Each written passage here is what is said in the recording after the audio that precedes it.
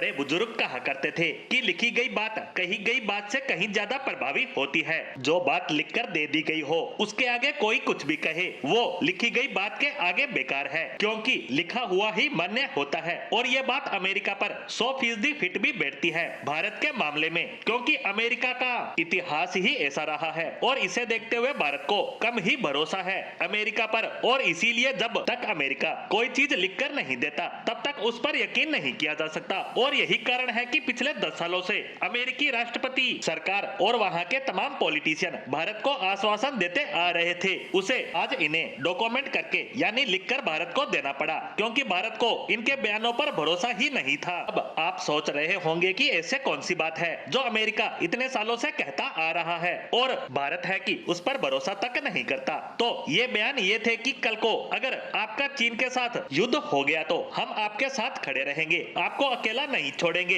हथियार या अन्य सभी मदद आपको देंगे। लेकिन अमेरिका के इन बयानों पर भारत को यकीन नहीं था, क्योंकि उसकी फितरत रही है बयान से मुकर जाना। इसीलिए अमेरिकी सरकार ने अब भारत के साथ साइन कर लिया है SOSA डील। ये एक बहुत ही खास तरह का डॉक्यूमेंट है जिसके साइन होने के साथ ही अमेरिका के ये बयान एक तरह से कानून बन चुके हैं और अमेरिका इनसे बंध चुका है। लेकिन ये SOSA है क्या? तो इसका पूरा नाम है सिक्योरिटी ऑफ सप्लाई अरेंजमेंट। इसके तहत होगा ये कि कल को भारत का किसी देश के साथ, मान लो चीन के साथ युद्ध हो जाता है, तो ऐसे में हमें हथियार चाहिए होंगे, वो भी भारी संख्या में। ऐसे में जब भारत किसी देश या कंपनी के पास हथियार मांगने जाएगा तो वे हमारी मजबूरी का फायदा उठाकर हमें लूटने का प्रयास करेंगे। उसी से बचने के लिए ये एग्रीमेंट किया गया है। इसके तहत अगर भारत का युद्ध चीन या अन्य किसी देश के साथ हो जाता है और हमें हथियारों की जरूरत पड़ती है तो हमें किसी और के पास जाना नहीं पड़ेगा, सीधा अमेरिकी कंपनियों के पास जाएंगे और ये कंपनियां भारत को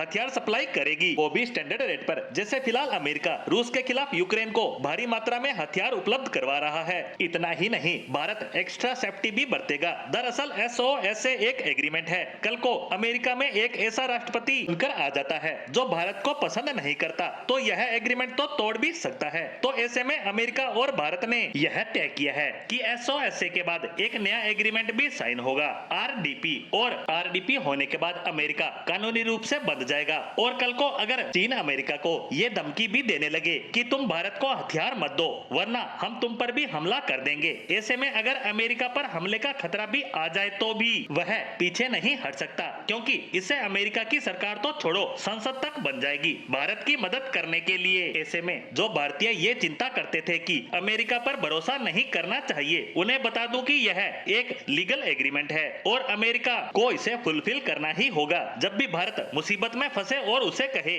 और इसे भारत की एक और बड़ी जीत के रूप में देखा जा रहा है।